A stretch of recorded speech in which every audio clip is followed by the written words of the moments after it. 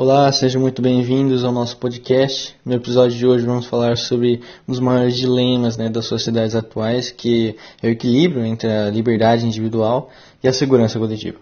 É uma grande discussão que ficou ainda mais importante, no mundo cheio dessa vigilância digital que a gente tem hoje, essa coleta de dados e, querendo ou não, uma nova forma de controle mundial.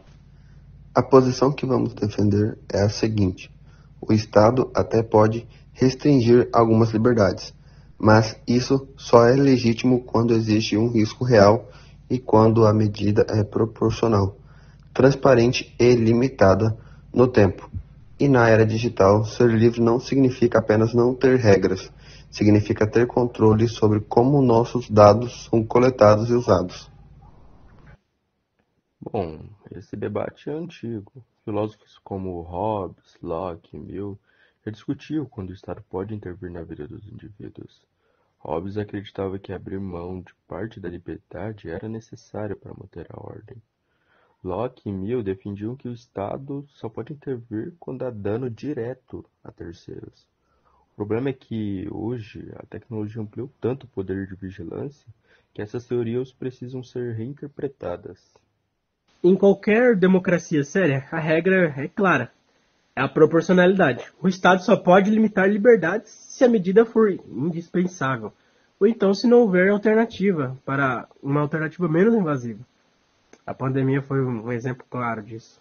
Muitas medidas restritas foram justificadas pelo risco imediato à saúde pública.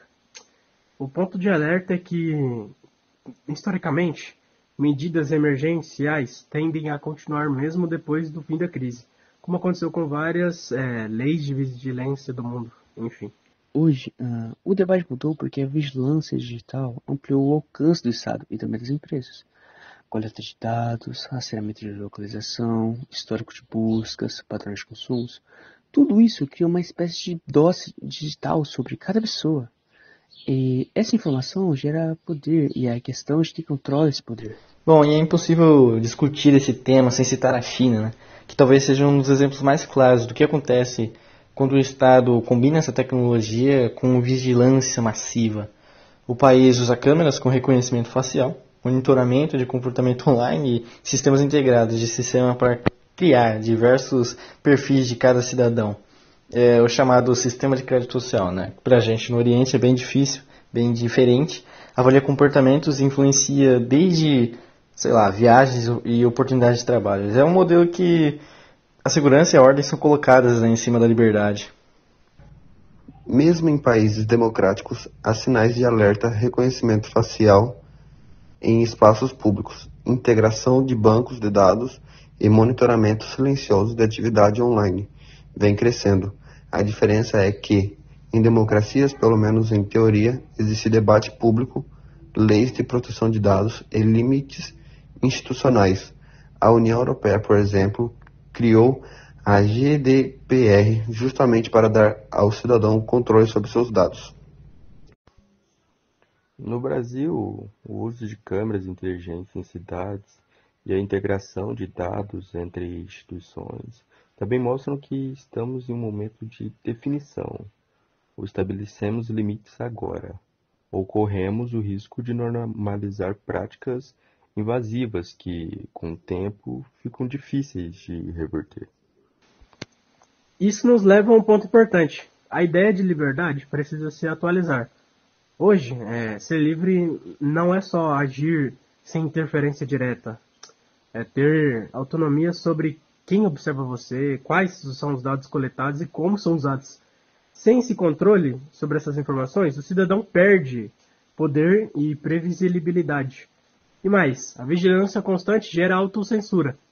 Pessoas mudam os seus comportamentos porque sabem que estão sendo observadas. Muita gente usa a frase "quem não deve não teme" para justificar essa vigilância, mas esse argumento ignora o risco de abuso do próprio Estado. Liberdades civis existem para proteger as pessoas comuns do Estado, não o contrário. Quando o monitoramento vira rotina, cidadãos perdem o espaço para questionar as decisões e o Estado ganha mais vantagem enorme sobre os indivíduos, o povo. Bom, para finalizar, do meu ponto de vista, a liberdade e a segurança não precisam ser inimigas.